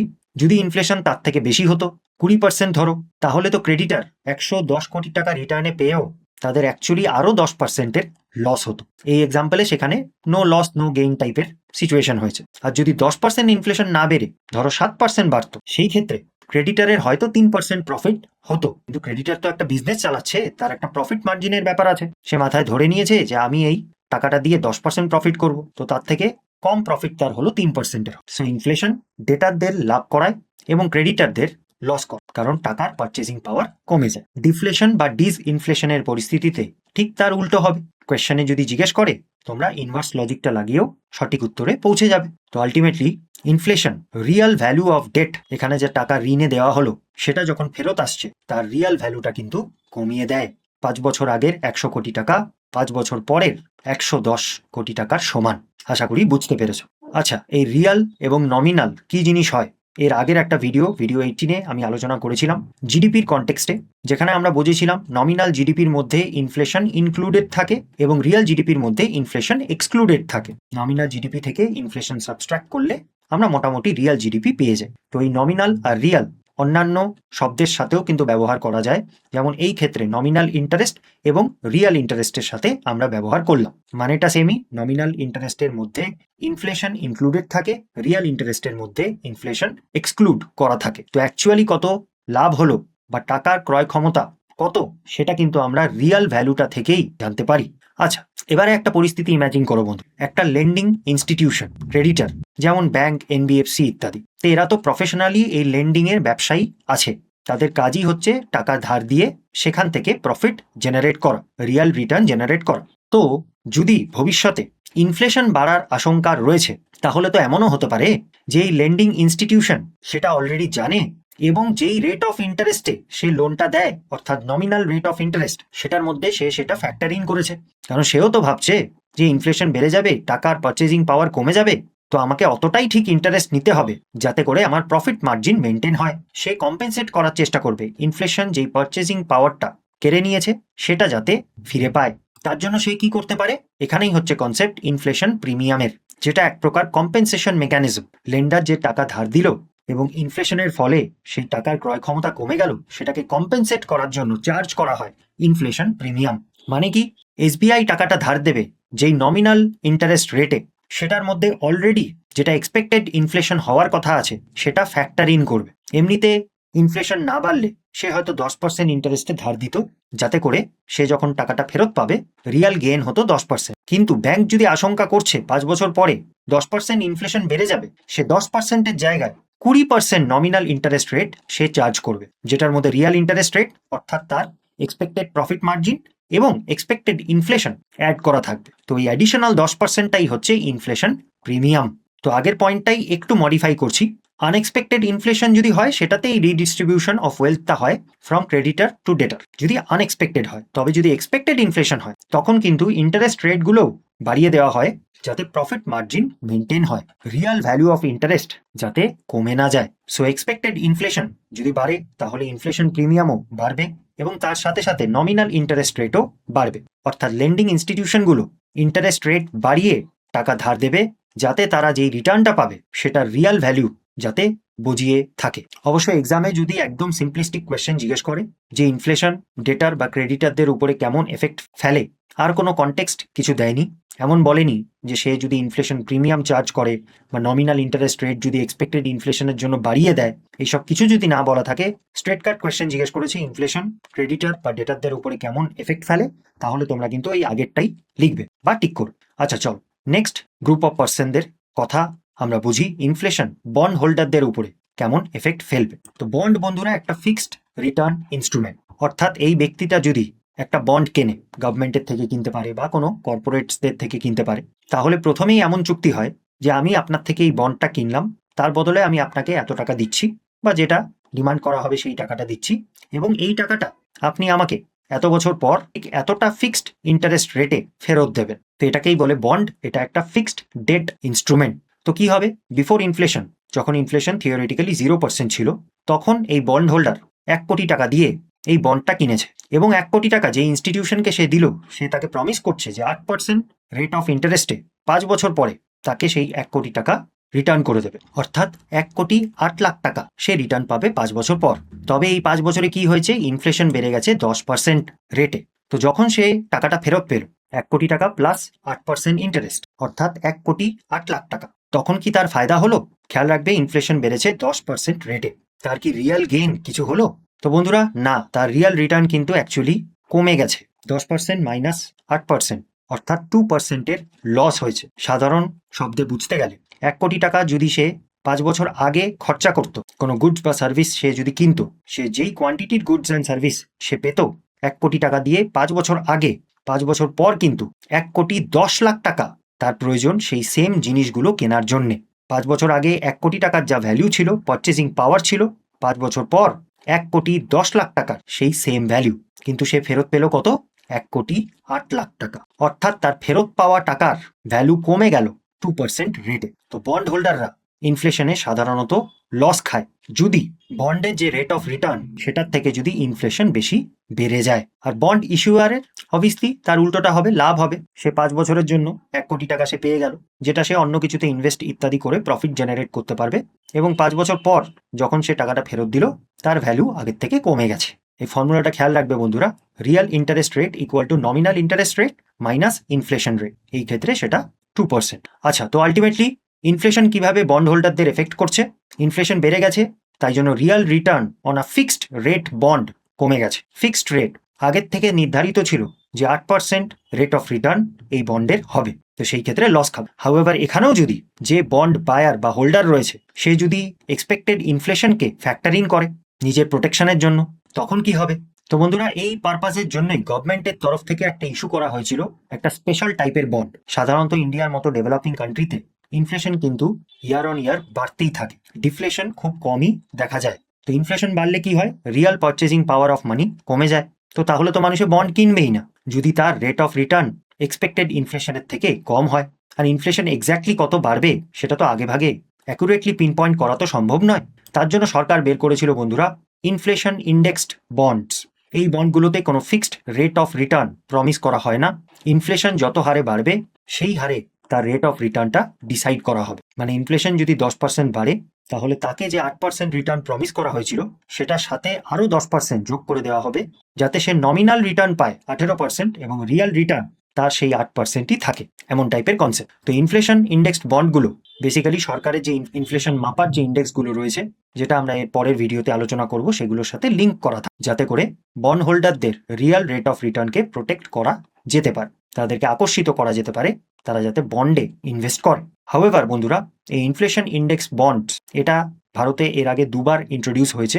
রেগুলারলি কিন্তু এগুলো ইস্যু করা হয় না গভর্নমেন্টের তরফ থেকে। যখন যখন প্রয়োজন হয় বা গভর্নমেন্টের স্ট্র্যাটেজিক পয়েন্ট অফ ভিউ থেকে মনে হয় যে এমন টাইপের বন্ড ইস্যু করা উচিত, তখন সরকার এগুলো করে থাকে। তো IIB issuance in India is infrequent, regularly কিন্তু হয় না। তো ক্রেডিটারদের প্রোটেকশন যেমন ইনফ্লেশন প্রিমিয়াম, তেমনি বন্ড হোল্ডারদের প্রোটেকশন হচ্ছে ইনফ্লেশন ইন্ডেক্সড বন্ডস, যেটা রেট অফ রিটার্নটা variable based on inflation index. এবারে বন্ধুরা আমরা আলোচনা করব ইনফ্লেশন কিভাবে ফিক্সড ইনকাম গ্রুপস এবং ভেরিয়েবল ইনকাম গ্রুপসকে এফেক্ট করে। ফিক্সড ইনকাম গ্রুপস বলতে যারা স্যালারি প্রফেশনাল রয়েছে বা যারা পেনশনিয়ার্স রয়েছে, যারা মাস গেলে বা অ্যানুয়ালি একটা ফিক্সড অ্যামাউন্ট অফ টাকা তারা পায়। সেখানে ভেরিয়েবল ইনকাম গ্রুপস বলতে যারা ফার্মার বা বিজনেসম্যান, যাদের ইনকামটা কমতে বাড়তে থাকে। তো এই দুটো সেকশন অফ দ্য সোসাইটির উপরে কিভাবে এফেক্ট ফেলে ইনফ্লেশন। তো বন্ধুরা, ফিক্সড ইনকাম গ্রুপের কিন্তু পারচেজিং পাওয়ারের লস হয়। তার ইনকাম ফিক্সড, কিন্তু ইনফ্লেশন যদি বেড়ে যায় তার সেই ইনকামের পারচেজিং পাওয়ার অর্থাৎ রিয়াল ভ্যালিউ কিন্তু কমে যাবে। হ্যাঁ, তোমরা এটা বলতে পারো যে বেতন তো বাড়েও ইনফ্লেশনের সাথে সাথে, কিন্তু বন্ধুরা জেনারেলি কিন্তু ইনফ্লেশন যতটা রেটে বাড়ে সেই রেটে কিন্তু স্যালারি বা পেনশন বাড়ে না। 5-10 বছর লেগে যেতে পারে ইনফ্লেশনের সাথে ফিক্সড ইনকামকে ম্যাচ করার জন্যে। আর যতদিনে সেটা ম্যাচ হলো ততদিনে ইনফ্লেশন হয়তো আরও বেড়ে যেতে পারে। এবারে ভেরিয়েবল ইনকাম গ্রুপের উপরে আমরা কি প্রভাব পড়ে সেটা দেখি। দেখো, ভেরিয়েবল ইনকাম গ্রুপ যারা, তারা মেইনলি হচ্ছে কোনো জিনিসের প্রডিউসার। তারা কোনো গুডস বা সার্ভিস তারা প্রডিউস করে, এবং অবভিয়াসলি সেই জিনিসটা প্রডিউস করতে যদি তার ইনপুট কস্ট ইনফ্লেশনের জন্য বেড়ে যায়, ল্যান্ড, লেবার, ক্যাপিটাল, অন্টারপ্রেনিয়রশিপের কস্ট যদি ইনফ্লেশনের জন্য বেড়ে যায়, তাহলে তারা সিম্পলি কি করবে, সেটা কাস্টমারদের কাছে পাস অন করে দেবে। আমার লাগত যদি বেড়ে গেছে তাহলে আমি জিনিসটা বেশি টাকায় বিক্রি করব। আলটিমেটলি যে কনজিউমার বা কাস্টমার, সে সেটা বিয়ার করবে। তাই জন্য ভেরিয়েবল ইনকাম গ্রুপের পাবলিক কিন্তু তাদের ইনকামটা অ্যাডজাস্ট করতে পারে উইথ ইনফ্লেশন। যদি তারা দাম বাড়াতে পারলো তাহলে তাদের ইনফ্লেশন কোনো এফেক্ট করবে না, বা ইভেন ইনফ্লেশন প্রফিটও করতে পারে। বাজারে বেশি দামে বিক্রি হচ্ছে, তো আমি বেশি করে প্রোডাকশন করি যাতে আমার প্রফিট মার্জিন বেড়ে যায়। হ্যাঁ, যদি না করতে পারলো তাহলে তারা লস খেতে পারে, তবে সেটা সাধারণত হয় না। সাধারণত বাঙালি মধ্যবিত্ত বাড়ি এই সমস্ত চাকরিগুলোকে খুব লোভনীয় বলে মনে করে। ইভেন তোমরাও হয়তো সরকারি চাকরির প্রিপারেশন এই কারণেই করছো, কারণ ফিক্সড স্যালারি, মাস গেলে টেনশন ফ্রি লাইফ, এই পথে সাধারণত বাঙালিরা যেতে চায় না, কারণ সবসময় টেনশন মাস গেলে কত আসবে ইত্যাদি। However inflation, the silent killer of wealth, কিন্তু এদের টাকার ভ্যালুটা কমিয়ে দেয়, এদের ফিক্সড ইনকামের ভ্যালুটা কিন্তু কমিয়ে দেয়। তবে এরা কিন্তু ইনফ্লেশনে সাধারণত এফেক্টেড হয় না। তো ফিক্সড ইনকাম গ্রুপসদের ইনফ্লেশনের জন্য লস হওয়ার চান্স বেশি, ভেরিয়েবল ইনকাম গ্রুপসদের ইনফ্লেশনের জন্য লাভ হওয়ার চান্স বেশি। নেক্সট আমরা দেখে নেব ইনফ্লেশন কিভাবে মার্জিনালাইজড ক্লাসেস, অর্থাৎ যারা পিছিয়ে রয়েছে, সাধারণত গরিব শ্রেণীর উপরে কিভাবে প্রভাব ফেলে। তো মার্জিনালাইজড ক্লাসেস বা পুয়ার পিপল ইনফ্লেশনের এফেক্ট সবচেয়ে যেখানে ফিল করে সেটা হচ্ছে ফুড প্রাইসেস বেড়ে যাওয়া, দৈনন্দিন খাদ্য খাবারের খরচা তাদের বেড়ে যাওয়া, এবং দৈনন্দিন নিত্য প্রয়োজনীয় জিনিস তারা যেটা পারচেস করে সেগুলোর দাম বেড়ে যাওয়া। তো এরা গরিব শ্রেণী, তো এদের খুবই কম উপার্জন, কিন্তু জিনিসপত্রের দাম বেড়ে যাওয়ার ফলে সেই কম উপার্জনেরও ক্রয় ক্ষমতা কমে গেল, এবং ফুড প্রাইসেসকেই সাধারণত ইনফ্লেশন সবার আগে এফেক্ট করে। তো তাতে এদের উপরে কি প্রভাব পড়বে, তাদের বেসিক নিড ফুড বা নিউট্রিশনের উপরে একটা নেগেটিভ প্রভাব পড়বে, তাদের ফুড সিকিউরিটি হ্যাম্পার হবে, চলতি কথায় তারা বিশাল বড় লস খাবে। এশিয়ান ডেভেলপমেন্ট ব্যাংক একটা সমীক্ষার মাধ্যমে এটা বলেছে যে 1% যদি ফুড ইনফ্লেশন হয়, খাদ্যের দাম যদি 1% বেড়ে যায়, তাহলে 0.3% ইনক্রিজ হয় ইনফ্যান্ট অ্যান্ড চাইল্ড মর্টালিটি, অর্থাৎ সদ্যজাত বাচ্চা বা বাচ্চারা মারা যাওয়ার চান্স 0.3% বেড়ে যায়, এবং 0.5% বেড়ে যায় আন্ডার নারিশমেন্ট, পুষ্টির অভাব বেড়ে যায়। এবং এই প্রভাবটা বেসিক্যালি পুয়ার অ্যান্ড মার্জিনালাইজড ক্লাসেসের উপরেই সবচেয়ে বেশি দেখা যায়। নেক্সট, সেভিংস এবং ইনভেস্টমেন্টের উপরে ইনফ্লেশন কিভাবে প্রভাব ফেলে। তো আমরা যা ইনকাম করি তার মধ্যে থেকে কিছু আমরা খরচা করি এবং কিছুটা আমরা সেভিংসে রাখি, সেটা নিজেদের বাড়িতে রাখতে পারি বা ব্যাংকে রাখতে পারি। তো ইনফ্লেশন যেটা করে, সেই সেভিংসের যে রিটার্ন, আমরা যদি সেই সেভিংস থেকে কোনো ইন্টারেস্ট এক্সপেক্ট করছি, সেটা রিয়াল রিটার্ন কিন্তু কমিয়ে দেয়। মানে সেভিং করার থেকে সেই টাকাটা যদি এখন খরচা করে নিতে, তুমি অনেক বেশি জিনিসপত্র কিনতে পারতে, রাদার দ্যান সেটা সেভ করে তুমি যে ইন্টারেস্ট পাবে তার যেটা ভ্যালু দাঁড়াবে ইনফ্লেশন বেড়ে যাওয়ার পর, সেটা কিন্তু তোমার জন্য লসজনক হতে পারে। তো মানুষে সেটা বোঝে, যেই রেটে জিনিসপত্রের দাম বাড়ছে সেই রেট অফ রিটার্ন কিন্তু আমি আমার সেভিংস থেকে পাচ্ছি না। তো সাধারণত তারা ইনফ্লেশন যখন বাড়ছে বা এক্সপেক্ট করছে ইনফ্লেশন বাড়বে, তখন কিন্তু তারা সেভ করাও বন্ধ করে দেয়। আর আরেকটা সরাসরি লজিক, আমরা যা ইনকাম করি তার মধ্যে থেকে খরচা বা প্রয়োজনীয় খরচা করে যা বাঁচে সেটাই আমরা সেভ করি। তো প্রয়োজনীয় খরচাই যদি আমাদের বেড়ে যায় জিনিসের দাম বেড়ে গেছে বলে আমরা বেশি সেভ করতেও পারবো না। তো সেভিংসের উপরে একটা নেগেটিভ এফেক্ট তো পড়ে। যেই টাকাটা অলরেডি সেভ করা আছে সেটা রিয়েল ভ্যালু কমে যায়, আর সেভ করার ইচ্ছের মধ্যেও একটা ডিক্লাইন দেখা যায়। তবে ইনভেস্টমেন্টের উপরে কি এফেক্ট পড়ে? তো বন্ধুরা, ইনভেস্টমেন্টের উপরে এফেক্টটা কিন্তু একটু অ্যাম্বিগুয়াস, অর্থাৎ লসও হতে পারে, গেইনও হতে পারে। ইনভেস্টমেন্ট অনেকভাবে করা যায়, যেমন গোল্ডের উপরে ইনভেস্ট করা বা রিয়েল ইস্টেটের উপরে ইনভেস্ট করা। এগুলোকে মানুষের সেফ অ্যাসেটস ধরে। আমরা এটা জানি যে এই জিনিসগুলোর প্রাইস সাধারণত বাড়তেই থাকে, অ্যাটলিস্ট লং টার্মে তো বাড়তেই থাকে। তো মানুষে টাকায় তাদের অর্থ সেভ করার বদলে তারা সোনা কিনে নেয় বা জমি কিনে নেয়। এখন এগুলোর ভ্যালু যদি বাড়ে, অ্যাটলিস্ট রেট অফ ইনফ্লেশনের থেকে যদি বাড়ে, তাহলে তার প্রফিট হবে। তবে বন্ধুরা, এগুলো কিন্তু আনপ্রোডাক্টিভ অ্যাসেট, অর্থাৎ এগুলো দিয়ে আমাদের দেশের অর্থনীতিতে কিন্তু কোনো কন্ট্রিবিউশন হচ্ছে না। তুমি যদি গোল্ডে ইনভেস্ট করো, না তুমি নতুন কোনো প্রোডাক্ট তৈরি করলে, না তুমি 5টা লোককে রোজগার দিলে, তো দেশের অর্থনীতি বা বৃহত্তর সমাজের কিন্তু কোনো কল্যাণ হলো না। তেমনি তুমি একটা জমি কিনে রেখে দিলে, সেটাতে কিন্তু কিছু প্রোডাকশন হলো না শুধু জমিতে। তার জন্য এটা হাউসহোল্ডের জন্য সেফ অ্যাসেট হলেও দেশের ইকোনমিক পয়েন্ট অফ ভিউ থেকে এগুলোতে, অর্থাৎ আনপ্রোডাক্টিভ অ্যাসেটে ইনভেস্টমেন্ট কিন্তু অর্থনীতির পক্ষে খারাপ। তবে হ্যাঁ, অফকোর্স সেফ রিটার্নস, এগুলোকে ইনফ্লেশন হেজিং অ্যাসেটস বলে, কারণ সাধারণ জ্ঞানে আমরা জানি যে এগুলোর ভ্যালু বাড়তেই থাকে। আচ্ছা, প্রোডাক্টিভ ইনভেস্টমেন্টের উপরে কি এফেক্ট পড়ে? অর্থাৎ কেউ তার টাকাটা সেভ না করে সে সেই টাকাটা দিয়ে কোনো একটা ব্যবসা, উদ্যম শুরু করলো, কোনো একটা ফ্যাক্টরি লাগিয়ে সে কিছু প্রোডাকশন করছে। তো এরকম টাইপের রিস্ক, অবভিয়াসলি সে ব্যবসা স্টার্ট করছে, তো সেটাতে লাভ লোকসান দুটোই হতে পারে। তো এখন ইনফ্লেশন চলছে, ভবিষ্যতে কতটা বাড়বে ইনফ্লেশন সেটা ঠিকমতো জানা নেই। একটা আনসার্টেনিটি, অনিশ্চয়তার পরিবেশ চলছে। তো সাধারণত ইনফ্লেশনের সময় এমন টাইপের প্রোডাক্টিভ ইনভেস্টমেন্ট লোকে কমই করে, কারণ ফিউচারটা আনসার্টেন। সে যত টাকা ইনভেস্ট করলো, ভবিষ্যতে কত রিটার্ন পাবে, বা যা রিটার্ন পাবে তার অ্যাকচুয়াল পারচেজিং পাওয়ার কত থাকবে, সেটা যদি তার পরিষ্কার না জানা থাকে, তো এরকম টাইপের ইনভেস্টমেন্ট সে করতে চাইবে না। আরেকটা টাইপের ইনভেস্টমেন্ট হয়, সেটা হচ্ছে ইকুইটি বা ডেটে। শেয়ার মার্কেটে ইনভেস্ট করা মানেই সাধারণত ইকুইটি বা ডেটে ইনভেস্ট করা। ইকুইটি মানে তুমি কোনো কোম্পানির মালিকানা কিনে নিয়েছো, তো সেই কোম্পানি যদি প্রফিট করে, রেট অফ ইন্টারেস্টের থেকেও যদি বেশি প্রফিট করে, তাহলে তোমার লাভ হবে। তো তেমন টাইপের কোম্পানিতে যদি কেউ ইনভেস্ট করে, তাহলে ইনফ্লেশন তার পক্ষে প্রফিট মেকিং হবে। আবার যদি সে এমন কোম্পানিতে ইনভেস্ট করে যেটা লস খাচ্ছে, তো সেই ক্ষেত্রে তার লস হবে। ইকুইটি মার্কেটটাই এরকমই আনসার্টেন। বিজনেস যদি লাভ করে তাহলে তুমি ডিভিডেন্ড পাবে, বিজনেস যদি লস করে তাহলে তোমার ক্যাপিটালও ইরোশন হয়ে যেতে পারে। আর ডেট অর্থাৎ ফিক্সড রিটার্ন ইনস্ট্রুমেন্ট, সেখানে যদি ইনভেস্ট করো, এখনই বোঝালাম বন্ড হোল্ডারদের উপরে কি এফেক্ট পড়বে বা ক্রেডিটারদের উপরে কি এফেক্ট পড়বে, সাধারণত লস হওয়ারই চান্স বেশি। তো যারা টাকা সেভ করছে বা সেভিংসের উপরে ইনফ্লেশনের এফেক্ট নেগেটিভ, সেটা আমরা বলতে পারি। তবে ইনভেস্টমেন্টের উপরে কেমন এফেক্ট পড়বে সেটা কিন্তু একটু অনিশ্চিত আছে, ডিপেন্ড করছে সে কিসের উপরে ইনভেস্ট করে। নেক্সট আলোচনা করব ইনফ্লেশনের প্রভাব এমপ্লয়মেন্ট বা আনএমপ্লয়মেন্টের উপরে কেমন পড়ে।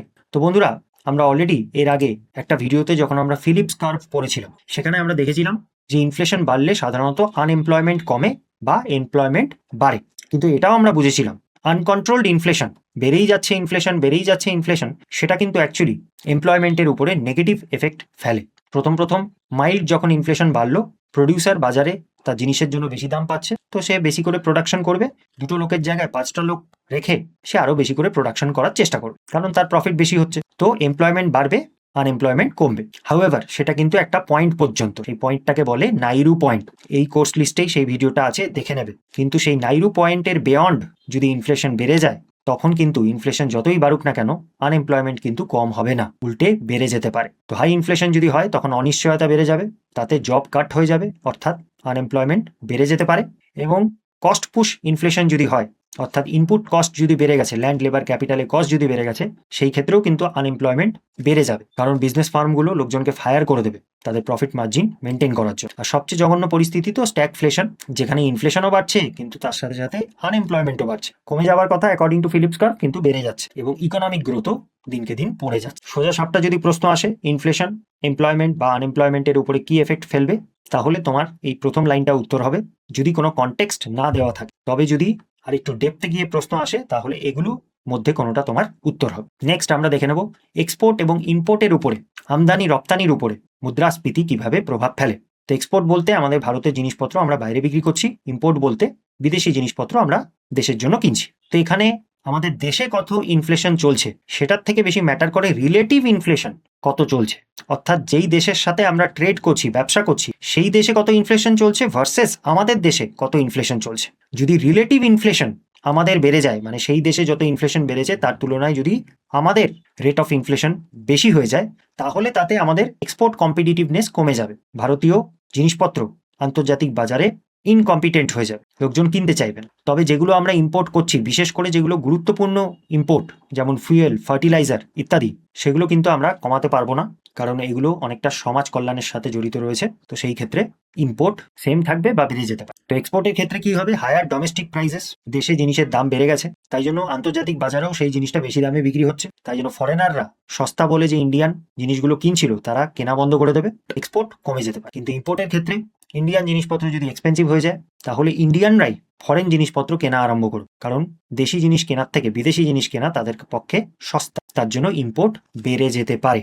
যেগুলো এসেনশিয়াল ইম্পোর্ট, সেগুলো তো আমাদের চালিয়ে যেতে হবে, যতই দাম বাড়ুক না কেন। পেট্রোলের দাম বেড়েছে বলে পেট্রোল কেনা তো আর ভারত সরকার বন্ধ করতে পারবে না, তাহলে তো আমাদের পুরো ইকোনমি বন্ধ হয়ে যাবে। কিন্তু যেগুলো অপশনাল ইম্পোর্ট, সেগুলো যদি দেশে কেনার থেকে বিদেশি মার্কেটে সস্তা পায়, তাহলে মানুষ সেখান থেকে কিনবে, যেমন স্টিল। তো ভারতের মতো একটা ডেভেলপিং কান্ট্রিতে ইনফ্লেশনের কারণে ইম্পোর্ট বেড়ে যাওয়ার সম্ভাবনাটাই বেশি। নেক্সট আলোচনা করব এক্সটার্নাল ট্রেড, বৈদেশিক ব্যবসার উপরে ইনফ্লেশন কিভাবে প্রভাব ফেলতে পারে। তো অলরেডি এখনই আমরা আলোচনা করলাম যে ইনফ্লেশনের জন্য এক্সপোর্ট সাধারণত কমে যায়, তার মানে বিদেশি মুদ্রা আমাদের দেশে কম আসে, লোকে আমাদের জিনিসপত্র কেনে না, তাই জন্য বিদেশি মুদ্রা আমাদের দেশে কম আসে। আর ইম্পোর্ট বেড়ে যায়, তার মানে আমাদের দেশ থেকে বিদেশি মুদ্রা বেশি বাইরে বেরিয়ে যাবে, কারণ ভারতীয়রা ফরেনের জিনিসপত্র কিনছে। তো এটাতে ওভারঅল ট্রেডের উপরে কি এফেক্ট পড়বে, সাধারণত ট্রেড ব্যালেন্স ডেফিসিটে চলে যাবে। মানে যত টাকা আমাদের দেশে আসছে এক্সপোর্টের কারণে আর যত টাকা আমাদের দেশ থেকে বেরিয়ে যাচ্ছে ইম্পোর্টের কারণে, তার মধ্যে ইমব্যালেন্স দেখতে পাবো, স্পেসিফিক্যালি ডেফিসিট দেখতে পারবো। তো যত টাকা বেরিয়ে যাচ্ছে আমাদের দেশ থেকে সেটা অনেক বেশি হবে কম্পেয়ার টু যত টাকা ঢুকছে। ট্রেড ব্যালেন্স বা ব্যালেন্স অফ পেমেন্ট আমাদের ডেফিসিটে রান করবে। নেক্সট আলোচনা করব এক্সচেঞ্জ রেটের উপরে কি এফেক্ট পড়ে, মানে আমাদের দেশের রুপির ভ্যালু ভার্সেস যত বিদেশি মুদ্রা রয়েছে তাদের ভ্যালু। তো এক্সপোর্ট যদি আমাদের কমে যায়, অর্থাৎ ইন্ডিয়ান প্রোডাক্ট বিদেশে বিক্রি হওয়া যদি বন্ধ হয়ে যায় বা কমে যায়, তখন ফরেনাররা কিন্তু রুপির ডিমান্ড অত বেশি করবে না। ইন্ডিয়ান প্রোডাক্ট কিনতে তাদের ডাইরেক্টলি বা ইনডাইরেক্টলি রুপিজের প্রয়োজন। যদি তারা ইন্ডিয়ান প্রোডাক্ট কিনছেই না, তাহলে রুপির ডিমান্ডও পড়ে যাবে। আর সেখানে আমরা যেটা দেখলাম, এক্সপোর্ট কমে গেলে সাধারণত ইম্পোর্ট বেড়ে যায়। তো তখন ইন্ডিয়ানরা যদি বিদেশি জিনিস কিনছে, তখন তাদের ডলারের প্রয়োজন, তারা রুপি বিক্রি করে ডলার সংগ্রহ করবে যাতে বিদেশি জিনিস কিনতে পারে। তো তখন সাপ্লাই অফ রুপি কিন্তু বেড়ে যাবে, কারণ কেউ কিনছে না। তো ডিমান্ড কমে গেল, সাপ্লাই বেড়ে গেল, তো সেখানে কি হয়, ডিফ্লেশন। এবং এক্সচেঞ্জ রেটের ক্ষেত্রে সেটাকে বলে হচ্ছে ডেপ্রিসিয়েশন। বিদেশি মুদ্রার তুলনায় আমাদের দেশের মুদ্রার ভ্যালু কমে যাবে। যেমন ইনফ্লেশনের আগে যদি 70 টাকা দিয়ে $1 পাওয়া যেত, তাহলে ইনফ্লেশনের পর হতে পারে 100 টাকা দিয়ে $1 পাওয়া যাচ্ছে। ইনফ্লেশনের আগে 70 টাকা দিয়ে $1 জিনিস কেনা যেত, এখন যখন ইনফ্লেশন চলছে সেই একই জিনিস কিনতে বিদেশি মার্কেট থেকে আমাদের 100 টাকা খরচা করতে, তার জন্যই আমাদের রুপিজের মান পড়ে যাবে। অ্যান্ড ফাইনালি ফিসকাল ডেফিসিটের উপরে ইনফ্লেশন কিভাবে প্রভাব ফেলবে। তো সাধারণত ফিসকাল ডেফিসিট কিন্তু অনেকটা বেশি বাড়িয়ে দেয় ইনফ্লেশন, কারণ সরকারি যে খরচা রয়েছে সেটা কিন্তু তার আয়ের থেকে আরও বেশি বেড়ে যায়। দেখো, সরকারের আয় কোথা থেকে হয়, ট্যাক্স বা নন ট্যাক্স রেভিনিউ থেকে। এবং সরকারের ব্যয় কোথা থেকে হয়, সাবসিডি দেওয়ার জন্য, বিভিন্ন প্রজেক্ট বা অ্যাডমিনিস্ট্রেশন মেনটেন করার জন্য, বা সরকার যদি বিভিন্ন ধার দেনা করে সেটা রিটার্ন দেওয়ার জন্য। তো বন্ধুরা, এগুলো কিন্তু এসেনশিয়াল খরচা। সাবসিডি যাদেরকে দেওয়া হয়, পুয়ার অ্যান্ড মার্জিনালাইজ সেকশন, সাধারণত তাদেরকে কিন্তু দিতেই হবে। অ্যাডমিনিস্ট্রেশন, ডিফেন্স, সরকারি প্রজেক্ট, এগুলোর পিছনে খরচা করতেই হবে, আদারওয়াইজ দেশের উন্নতি হবে না। আর যেই টাকা পয়সা সরকার ধার নেয় বা নিয়েছে সেগুলো ফেরত দিতেই হবে।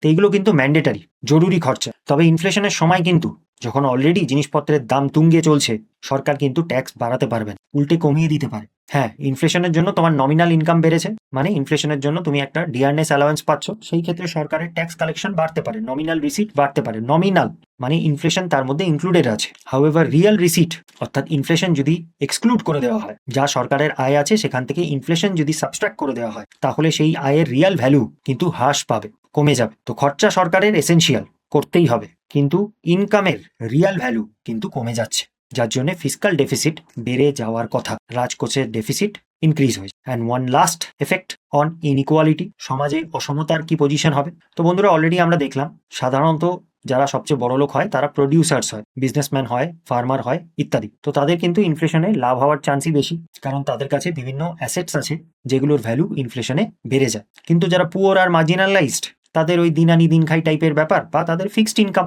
তাদের অবস্থা আরো বেশি খারাপ হয়ে যাবে, কারণ তাদের খরচা বেড়ে গেছে। তো ইনফ্লেশনের কারণে ধনী এবং দরিদ্রের মধ্যে ব্যবধান আরো বেশি বেড়ে যাওয়ার সম্ভাবনা। ইনফ্লেশন কিন্তু দরিদ্রদেরই সবচেয়ে বেশি এফেক্ট করে, বড়লোকদের অতটা করে না, কারণ তারা স্মার্ট হয়, তারা নিজেদেরকে ইনফ্লেশনের থেকে প্রোটেক্ট করতে জানে। তো সমাজে অসমতা বেড়ে যাবে। সো ফাইনালি আমরা এই ভিডিওর অন্তিম সেকশনে পৌঁছে গেছি এবং শেষ করব আমরা যেই কনসেপ্টটা এখনই আলোচনা হলো সেখান থেকে কিছু প্রিভিয়াস ইয়ার কোয়েশ্চেন দিয়ে। একটা করে স্ক্রিনে কোয়েশ্চেন দেখাবো, তোমরা পজ করে পড়ে উত্তর করবে কমেন্ট সেকশনে, তারপর আমি আনসারটা ডিসকাস। First question 1 2 3। আচ্ছা বন্ধুরা, এখানে জিজ্ঞেস করেছে ইউপিএসসির কোয়েশ্চেন কিন্তু। তো স্টেটমেন্ট 1 বলেছে ইনফ্লেশন বেনিফিটস ডেটার্স। বিজয় মাল্যা, ওনার কি প্রফিট হলো? ইয়েস, প্রফিট হলো। Inflation benefits bond holders. তো না বন্ধুরা, পরের এক্সাম্পলটাই আমরা সেটা বুঝেছিলাম। তো কনগ্রাচুলেশন যারা সঠিক উত্তর দিলে, A1 অনলি।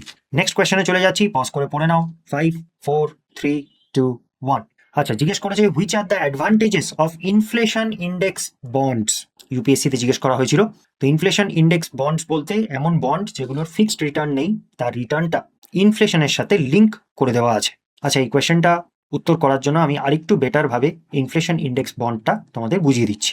তো বন্ধুরা, ইনফ্লেশন ইন্ডেক্স বন্ডস ভারত সরকার এনেছিল যাতে বন্ড হোল্ডারদের ইনফ্লেশনের এগেইনস্টে প্রোটেক্ট করা যায়। কিভাবে এই বন্ডগুলো কাজ করে? ফর এক্সাম্পল, সরকার কোনো বন্ড ইস্যু করলো যেটার ফেস ভ্যালু 100 টাকা। তো পাবলিক এই বন্ডটা কিনবে 100 টাকা দিয়ে, তার মানে সে এই বন্ডের পিছনে খরচা করলো 100 টাকা। ধরে নাও এই বন্ডের ম্যাচুরিটি পিরিয়ড 5 ইয়ার্স, 5 বছর পরে এই বন্ডের থেকে পাওয়া টাকা সরকার ফেরত দেবে। এবার এই 5 ইয়ার্সে কি হলো বন্ধুরা? 10% ইনফ্লেশন বেড়ে গেছে, তো পারচেজিং পাওয়ার কমে যাওয়ার কথা। কিন্তু সরকার এটা ধরে নেবে যে প্রিন্সিপাল অ্যামাউন্ট যেটা ইনভেস্টেড হয়েছে সেটা এই 10% ইনফ্লেশন ইনক্লুড করে ধরা হবে। আর 100 টাকার 10% দাঁড়াচ্ছে 1.10 রুপিস, অর্থাৎ সরকার প্রিন্সিপাল অ্যামাউন্ট ধরে নেবে 110 টাকা, যেটা ম্যাচুরিটির সময় ফেরত দেওয়া হবে। আর যেটা ইন্টারেস্ট আছে সেটা তো বছর বছর ফেরত দেওয়া হয়। খেয়াল রাখবে বন্ধুরা, যে কোনো বন্ডের ক্ষেত্রে প্রিন্সিপাল অ্যামাউন্টটা একদম ম্যাচুরিটি ডেটে গিয়ে ফেরত দেওয়া হয়, তবে ইন্টারেস্টটা কিন্তু বছর বছর নিয়মিত ফেরত দেওয়া হয়। আচ্ছা, তো ইন্টারেস্ট সরকার কত দেবে বছর বছর? এটাকে কুপন রেটও বলা হয়। তো কুপন রেট বলে দিয়েছিল ধরো 2% দেওয়া হবে, কিন্তু 2% কিন্তু 100 টাকার উপরে নয়,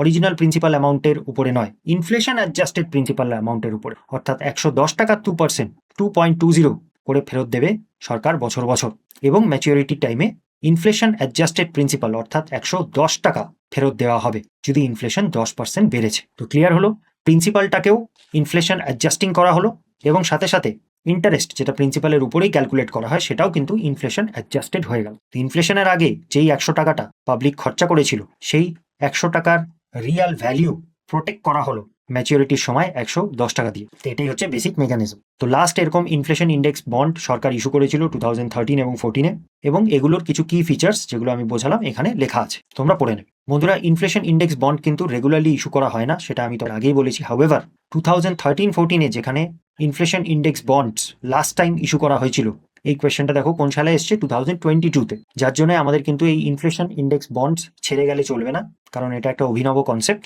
যেটা বারংবার ইস্যু হোক চাই না হোক আসতে। আচ্ছা, তো এই স্টেটমেন্টগুলো দেখা যাক বন্ধুরা। গভর্নমেন্ট ক্যান পোটেন্সিয়ালি বড়ো অ্যাট লোয়ার কুপন রেটস। একদম বন্ধুরা, এমনিতে যদি গভর্নমেন্টকে বন্ড ইস্যু করতে হয় তাকে হয়তো 5% রেট অফ ইন্টারেস্ট দিতে হবে, কারণ বন্ড হোল্ডাররাও জানে ইনফ্লেশন বাড়ছে, আমাকে যদি 2% রেট অফ ইন্টারেস্ট ফেরত দেয় তাহলে আমার ফায়দা হবে না, উল্টে লস হবে। তো গভর্নমেন্টকে তোমার হচ্ছে 5% ডিক্লেয়ার করতে হবে ধরো। হাউএভার যদি গভর্নমেন্ট এটা বলে দেয় ইনফ্লেশন যত বাড়বে আপনাকে সেই হিসাবে আমি রিটার্নটা দেবো, তাহলে কি পাবলিক গভর্নমেন্টকে কম কুপন রেট অর্থাৎ ইন্টারেস্ট রেটে লোন দেওয়ার জন্য রেডি হয়ে যাবে। তো একদম এটা সঠিক statement. They protect investors against inflation uncertainty. একদম এটাই পারপাস ইনফ্লেশন ইন্ডেক্স বন্ডসের। Interest and capital gains are tax free. না, যে ইন্টারেস্টটা বন্ডের থেকে পাবলিক পেলো বা ক্যাপিটাল গেইন যদি হয় সেটা ট্যাক্স ফ্রি নয়, সেটার উপরে ট্যাক্স লাগে। তো কনগ্রাচুলেশনস যারা সঠিক উত্তর দিয়েছো, A1 and 2 only. Next question পড়ে নাও, 3 2 1। আচ্ছা, জিজ্ঞেস করেছে when the Indian rupee depreciates against US dollar what normally happens? WBCS এর প্রশ্ন। তো বন্ধুরা, এটাতে বলার কিছু নেই, অলরেডি আমি বুঝিয়ে দিয়েছি। A is the correct answer. Congratulations যারা সঠিক উত্তর দিতে পেরেছো। নেক্সট কোয়েশ্চেন 4 জিজ্ঞেস করছে which of the following benefits from inflation? WBCS মেইনসে জিজ্ঞেস করেছে। এটার উত্তর একদম আজকের ভিডিওতেই আমরা ডিটেলসে আলোচনা করেছি, তাই এই উত্তরটা তোমরা দেবে কমেন্ট সেকশনে। আমি ফার্স্ট কমেন্টে এই প্রশ্নটা পিন করে রাখবো, সেটার নিচে তোমরা উত্তর করবে। যারা সঠিক উত্তর করবে অবভিয়াসলি আমি তাদের কমেন্টটা লাইক করবো। And that was inflation part 2 বন্ধুরা। আজকে আমরা এই সমস্ত টপিকগুলো কভার করলাম, এক্সামের জন্য সাফিসিয়েন্ট ডিটেলস এবং কনসেপচুয়াল ডেপথে কভার করলাম।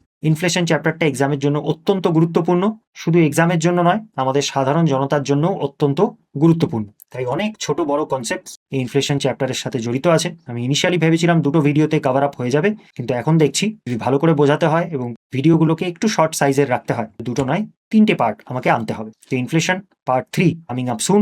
সেখানে আমরা আলোচনা করব ইনফ্লেশন কিভাবে মাপা হয়, ইনফ্লেশন মাপার বিভিন্ন অ্যাগ্রিগেটস এবং সরকার কি সমস্ত পদক্ষেপ নেয় ইনফ্লেশনের ক্ষেত্রে। তো বন্ধুরা, আশা করি তোমরা সাথে থাকবে। সাবস্ক্রাইবার্স দিনকে দিন বাড়ছে, তো থ্যাংক ইউ সো মাচ। যদি ভিডিওটা ভালো লাগে অবশ্যই এই ভিডিওটাকে লাইক করবে, বন্ধুদের সাথে শেয়ার করবে। বিভিন্ন সোশ্যাল মিডিয়া গ্রুপস যেখানে গভর্নমেন্ট জব অ্যাসপিরেন্টসরা ইকোনমির গাইডেন্স খুঁজছে তাদেরকে তোমরা এই চ্যানেলটা রেকমেন্ড করবে। তোমাদের এই ছোট ছোট অ্যাকশন আমাকে প্রেরণা দেয় আরও এরকম ভিডিও নিয়ে আসতে তোমাদের সামনে। আজকের জন্য এতটুকুই, দেখা হচ্ছে নেক্সট ভিডিও।